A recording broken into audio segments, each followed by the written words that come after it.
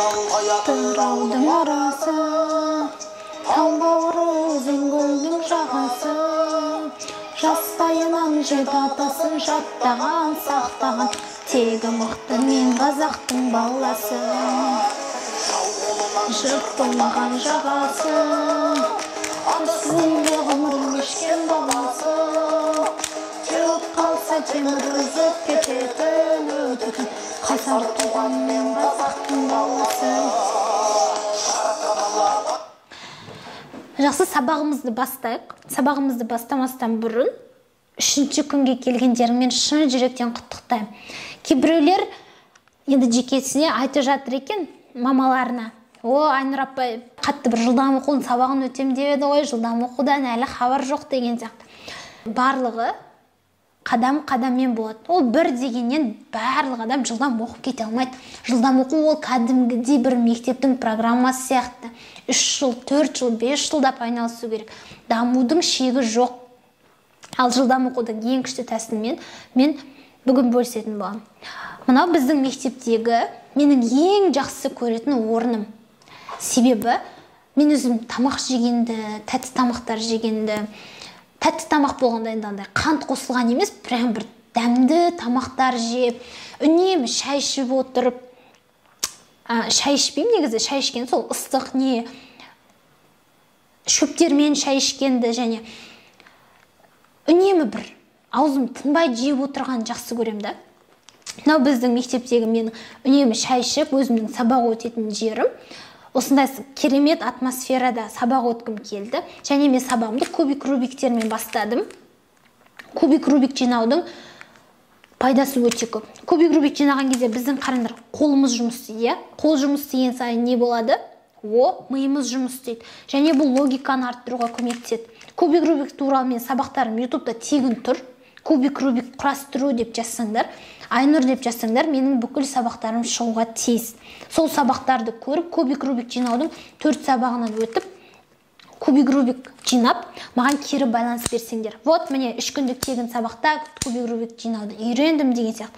Бұны сабақ етіп қосайын десем, кейін ойландым, қосайын ба, жоқ па. Бұлай қарап тұрсам, бөліп жарып қараудың несі жоқ екен. Ютубта тұр сабақтарым, алып көріңдер және оны таратыңдар. Кубик рубик жинап алып, біреуге мақтанған күшті емес па да? Өзім басында сөйтіп қуанып жүрген. Бүгінгі 3-ші сабағымыз антиципация деп аталады. Антиципация, енді сендер бұрын естімеген болуларың мүмкін. Бұл алдын ала болжау. Үлкендер мысалы сөздің басын оқып жатқан кезде соңында не болатынын бірден біліп қояды. Және антиципация біздің көзіміздің қамту аймағының дамуына көмектеседі. Көзіміздің қамту аймағы дегеніміз, мысалы бір адам, кез келген адам бір қараған кезде 2-3 сөзді ғана сыйдыра алады. Көзіне сонша ғана сөз сыяды. Ал егер көзінің қамту аймағы үлкен болса, ол бір азат жолға бір рет қараса жеткілікті. Жылдам оқитындар көбіне былай вертикаль, яғни тігінен оқиды. Тек ортасына қарап тұрып, жан-жанда сөздерін барлығын қамтып алады. Ол көздің қамту аймағына байланысты. Ол туралы шоте, клиновидная деген кестелер бар. Сол кестелерді күнделікті жасап жүру керек. Ол менің ютубта тегін тұр. Сондықтан қараңдар, жақсы ма? Енді қараңдар, қазір экранға 2 түрлі бағанада сөздер шықты. Мысалы, қарлығаш, қарлы деп тұр. Енді оның жалғасқандай болады. Әрине ғаш, қарлығаш, дөң. Мына жақта оның сыңарғандай. Гелек, дөң гелек. Түсінікті болды ма? Қазір бұлай жасайық. Экранды тоқтатамыз да, қазір мына видеоны тоқтатамыз да, сөздерді табамыз. Жақсы, ол біз экран тоқтатайық. Сөздерді тауып, сөздерді дұрыс оқиық. Бұл үшін сендер уақытпен мен сендер шектемеймін. Қашан боласыңдар, сол кезде видеоны жалғастырып көресіңдер. Сонымен уақыт кетті. Видеоны енді жалғастырып көріп жатқан болсаңдар, супер. Сөздер бірікті ма? Сөздер тексеріп жіберейік. Бірінші сөз қандай болды? Қарлығаш. Екінші сөз дөңгелек. Үшіншісі кітапхана. 4 саңырауқұлақ, орындық, құмырсқа, шегіртке, зымыран, тасбақа, құрылысшы. егер осындай сөздер шыққан болса, жарайсыңдар, керемет. Сендердің жылдам оқудағы ең алғашқы қадамдарың осылай басталды. Демек сендер енді қарлық деп оқып жатқан кезде оның қарлығаш екенін бірден біле қоясыңдар. Сөзді естіген кезде қарлығаштың суреті біздің миымызға келе қалуы керек. Жақсы, бұл біздің бірінші тапсырмамыз болатын, антиципацияға арналған. Яғни бұл сөздерді құрау, сөздердің жұбын табу. Енді мынада бір екінші тапсырма бар. Қазір экранға неше түрлі сөздер шықты. Қараша, тамаша, табиғат, терезе.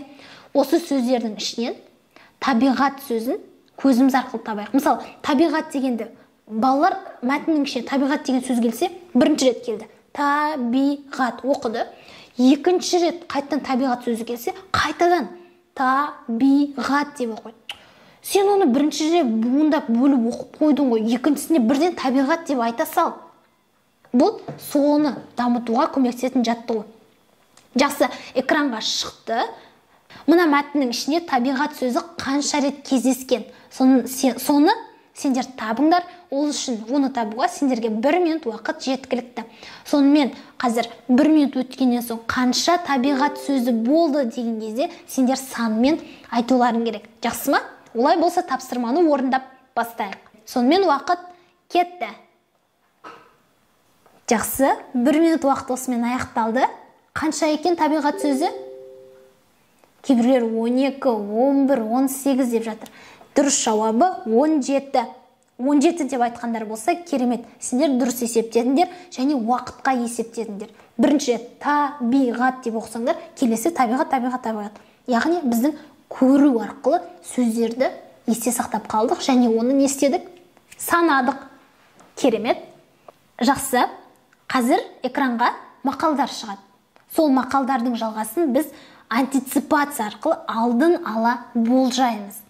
Жақсы ма? Мысал ретінде көрсетейік. Мысалы, кітап бі.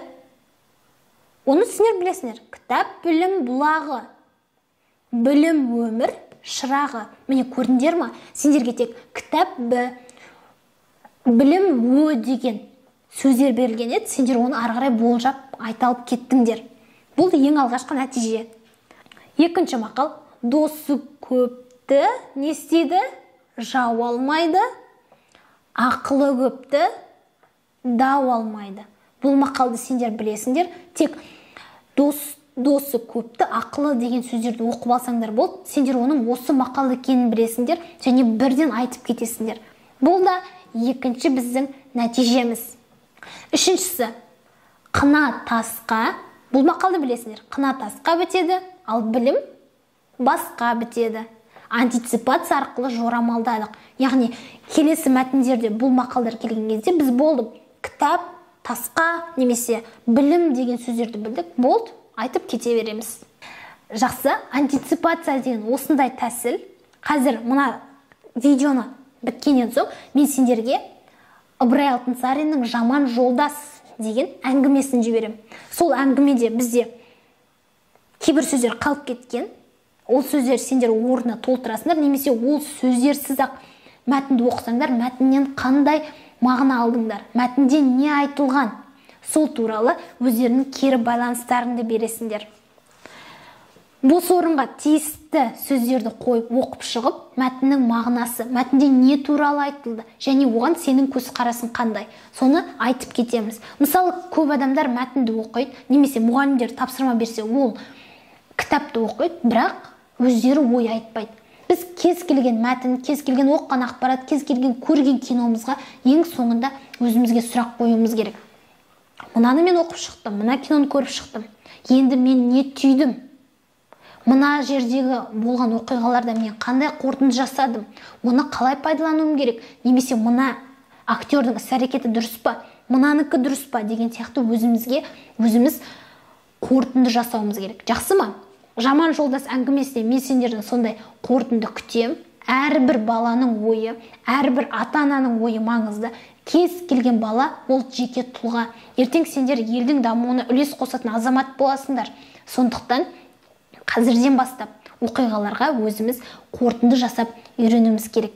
Жақсы, бүгінгі 3-ші сабағымыз осымен аяқталды. Тапсырмаларды орындап жіберсеңдер өте қуанышты болам. Және сендерді енді келесі жалғасатын курстарда күтемін. Ол курстар туралы толық ақпаратты мен енді келесі сілтеме арқылы жіберетін болам. Жақсы ма? Сонымен кездескенше сау болыңдар.